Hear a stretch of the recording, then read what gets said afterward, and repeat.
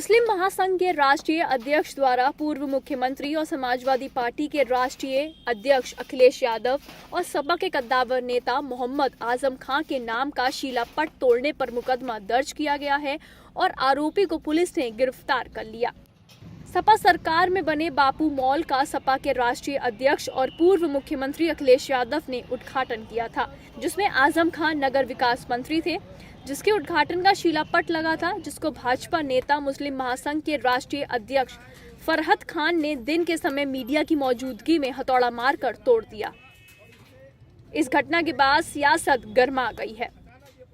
Video viral होने के बाद पुलिस ने फरहत खान को गिरफ्तार कर लिया है और नगरपालिका की तहरीर पर मुकदमा दर्ज कर लिया गया है।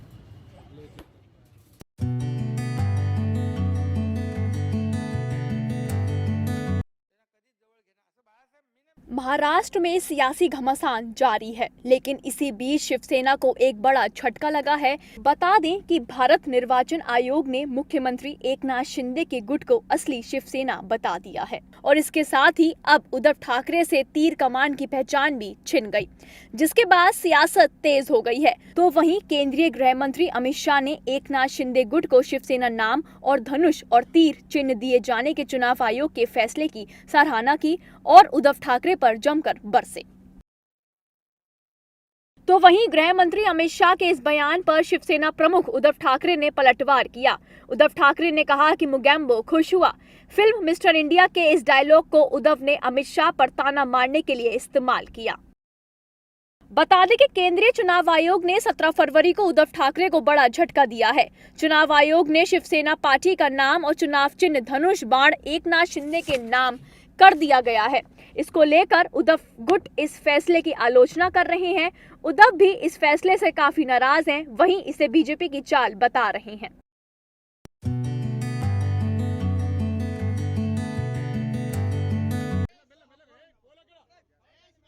तेलंगाना में इस साल विधानसभा चुनाव होने वाले हैं। इसकी वजह से वहां की राजनीति काफी गरमाई हुई है। सभी पार्टियां एक दूसरे पर हमलावर नजर आ रही हैं। इसी बीच वाईएसआरटीपी प्रमुख वाईएस शर्मिला को गिरफ्तार कर लिया गया है। दरअसल महबूबाबाद के विधायक शंकर नाइक के खिलाफ कथित रूप से अपमानजनक टिप्पणी करने का आरोप था। इन्हें महबूबाबाद में पदयात्रा के दौरान गिरफ्तार किया गया है। इनके खिलाफ धारा 504 IPC 31R SC active POA अधिनियम के तहत मामला दर्ज किया गया है। शर्मिला ने कहा कि पहले शंकर नाइक ने उन पर हमला बोला था। विधायक पर अपमानजनक टिप्पणी के बाद वाईएसआर के कार्यकर्ताओं ने शर्मिला के खिलाफ प्रदर्शन किया और जमकर नारेबाजी की। उनके बैनर जलाए गए, गाड़ियों पर हमला किया गया और यात्रा रद्द करने की मांग की। मामला बढ़ने पर पुलिस ने यात्रा रद्द करते हुए उन्हें वापस भेज दिया। बीआरएस विधायक बल्ला सुमन ने कहा कि वो यात्रा करें, उनका हक है, लेकिन मर्यादा में रहकर शब्दों का चयन करें। वाईएस शर्मिला ने तेलंगाना को भारत का अफगानिस्तान और केसीआर की तुलना तालिबान से की है। शर्मिला ने कहा कि वो अपने ऊपर हुए हमले को लेकर राज्यपाल तमिलिसाई सुंदराराजन से मुलाकात करेंगी। 2 महीने के ब्रेक के बाद शर्मिला ने इसी महीने की शुरुआत में अपनी प्रज्ञा प्रस्थानम पदयात्रा फिर से शुरू की थी, जिसे पिछले साल नवंबर में रोक दिया गया था।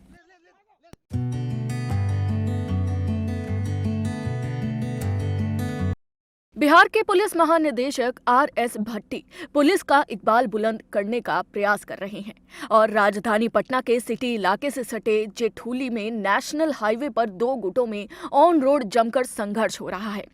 एक दो नहीं, पूरे 43 राउंड फायरिंग हुई और बात यही नहीं रुकी।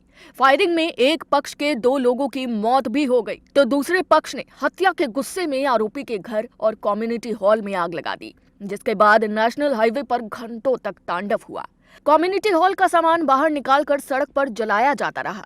जिस घर में आग लगाई गई उसके अंदर फंसे लोग किसी तरह से कूद फांद कर बाहर निकले और महिलाओं को भी इसी तरह जान बचानी पड़ी। आग लगाने वालों ने गैराज में खड़ी महंगी गाड़ियों को भी फूंक दिया और इस धधकती आग को 2 किलोमीटर तक लोगों ने देखा और इस पूरे घटनाक्रम में पुलिस मूक दर्शक बनी देखती रही, क्योंकि पुलिस ने जब भी आगे बढ़ने का प्रयास किया, लोगों ने पथराव कर भगा दिया और बाद में वरीय पुलिस अधिकारी के आदेश पर इलाके में काफी संख्या में पुलिस बल तैनात कर इलाके को छावनी में तब्दील कर दिया गया। घटना क्षेत्र नदी थाना के अंदर है। पीएमसीएच में भर्ती घायलों के अनुसार घटना के पीछे वर्चस्व और जमीन का विवाद भी है। वहीं घटना के बाद इलाके में मातम और सन्नाटा पसर गया। परिजनों का रो रो कर बुरा हाल है और फिलहाल पुलिस मामले की तफ्तीश कर रही है।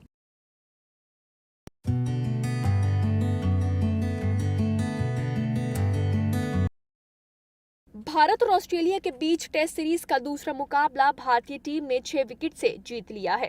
इसके साथ ही भारत ने 4 मैच की सीरीज में 2-0 की अजय बढ़त बना ली है। टॉस जीतकर पहले बैटिंग करते हुए ऑस्ट्रेलिया ने पहली पारी में 263 रन बनाए थे। जवाब में टीम इंडिया ने भी अपनी पहली पारी में 262 रन बनाए। भारत की ओर से अक्षर पटेल ने 74 और आर अश्विन ने 37 रनों की पारी खेली। दूसरी पारी में ऑस्ट्रेलिया की टीम 113 रन पर ही सिमट गई और भारत के सामने 115 रन का लक्ष्य रखा। टीम इंडिया ने इसे तीसरे दिन ही 4 विकेट खोकर हासिल कर लिया। ऑस्ट्रेलिया की ओर से ट्रेविस हेड ने 83 और लाबुशेन ने 35 रनों की पारी खेली। भारत की ओर से जडेजा ने 7 और अश्विन ने 3 विकेट चटकाए। जडेजा ने कुल मिलाकर मैच में 10 विकेट लिए। इस जीत के साथ ही भारत ने बॉर्डर गावस्कर ट्रॉफी अपने पास बरकरार रखी है। टीम के लिए अपना 100वां टेस्ट खेलते हुए चेतेश्वर पुजारा ने 31 रन बनाए और वह नाबाद रहे। कप्तान रोहित शर्मा ने भी 20 गेंदों में 31 रन बनाए। भारत की तरफ से जडेजा को प्लेयर ऑफ द मैच चुना गया। ये सीरीज वर्ल्ड टेस्ट चैंपियन का हिस्सा है। अगला मैच जीतते ही भारतीय टीम विश्व टेस्ट चैंपियनशिप के फाइनल में अपनी जगह पक्की कर लेगी। इंदौर में 1 मार्च से शुरू होने वाला तीसरा टेस्ट मैच जीतकर भारत इस सीरीज पर कब्जा जमा लेगा। भारत इसके अलावा 7 जून से शुरू होने वाले वर्ल्ड टेस्ट चैंपियनशिप के फाइनल्स के लिए भी क्वालिफाई कर लेगा।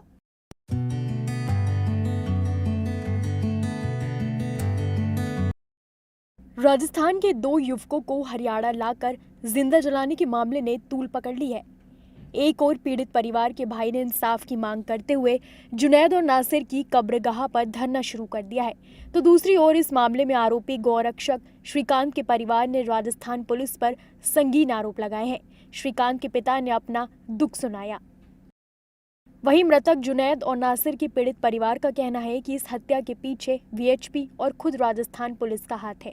ऐसे में विश्व हिंदू परिषद ने अपने हाथ साफ करते हुए राजस्थान पुलिस पर संगीन आरोप लगाया। वीएचपी ने कहा, राजस्थान की गहलोत सरकार ने षड्यंत्र के तहत एफआईआर दर्ज करवाई है। वीएचपी और बजरंग दल को बदनाम करना बंद करे और सरकार माफी मांगे। इस पूरे मामले की जांच सीबीआई से करवानी चाहिए ताकि हकीकत सामने आ सके। साथ ही उन्होंने इस तरह के मामलों में सड़क पर उतरकर आंदोलन करने की चेतावनी दी।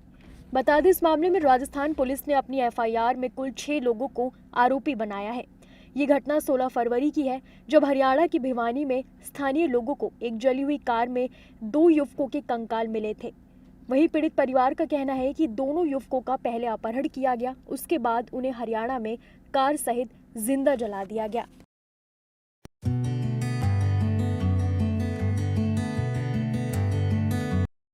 फेसबुक की parent company Meta platforms Inc ने अपनी सब्सक्रिप्शन सर्विस को लॉन्च करने का ऐलान किया है।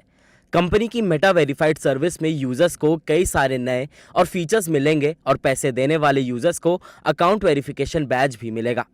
मेटा की नई सब्सक्रिप्शन सर्विस की कीमत $11.99 यानी कि ₹1000 होगी। तो वहीं एप्पल यूजर्स को इस सर्विस को लेने के लिए $14.99 चार्ज देना होगा। ये सर्विस खासतौर पर कंटेंट क्रिएटर्स को ध्यान में रखकर लाई गई है। वेरिफिकेशन बैच के अलावा सब्सक्रिप्शन सर्विस में proactive account protection, account support के लिए एक्सेस और पहले से ज़्यादा विजिबिलिटी और रीच जैसी सुविधाएं मिलेगी। इन नई सर्विस की जानकारी मेटा के ओनर मार्क जकरबर्ग ने इंस्टाग्राम अकाउंट के थ्रू दी। मार्क ने लिखा, हम इस हफ्ते मेटा वेरीफाइड सर्विस शुरू कर रहे हैं। ये सब्सक्रिप्शन सर्विस आपको अपने खातों को एक सरकारी आईडी से वेरीफाइड करने में मदद करेगी और एक नीला बैच मिलेगा, जिससे आपके होने का दावा करने वाले बाकी अकाउंट से सुरक्षा प्राप्त होगी और आप ग्राहक सहायता तक सीधी पहुंच प्राप्त करेंगे। ये नई सुविधा हमारी सेवाओं में सुरक्षा बढ़ाने के बारे में है। दरअसल पिछले कुछ सालों से सब्सक्रिप्शन सर्विस सोशल नेटवर्किंग कंपनियों में काफ़ी पॉपुलर हो गई है। इससे कंपनियों को अपने बिजनेस को अलग तरह से चलाने का मौका मिलता है, जो अभी तक मुख्य तौर पर सिर्फ एड्स के थ्रू चलता था। जहां स्नैप इंक के पास स्नैपचैट प्लस है, जबकि ट्विटर के पास भी अभी तक एक सब्सक्रिप्शन सर्विस है, जिसका सबसे बड़ा सेलिंग पॉइंट अकाउंट वेरिफिकेशन है। मेटा का ज़्यादातर रेवेन्यू विज्ञापनों से आता है, लेकिन इकोनॉमी में उतार चढ़ाव के चलते इस पर काफ़ी असर पड़ सकता है और कोविड-19 की शुरुआत में मेटा के बिजनेस को काफ़ी नुकसान हुआ था और पिछले साल के आखिर में यूरोप में युद्ध और मंदी के चलते भी कंपनियों के बिजनेस पर काफ़ी असर पड़ा था और कंपनी का मानना है कि सब्सक्रिप्शन सर्विस के चलते रेवेन्यू ज़्यादा कंसिस्टेंट रहता है। हालांकि अभी ये साफ नहीं है कि यूजर्स अब तक जिन सर्विस का फ्री में इस्तेमाल करते आए हैं उनके लिए उन्हें पैसे देने होंगे या नहीं। तो वहीं मेटा इस हफ्ते से ऑस्ट्रेलिया और न्यूजीलैंड में अपनी सब्सक्रिप्शन सर्विस को टेस्ट करना शुरू कर देगी।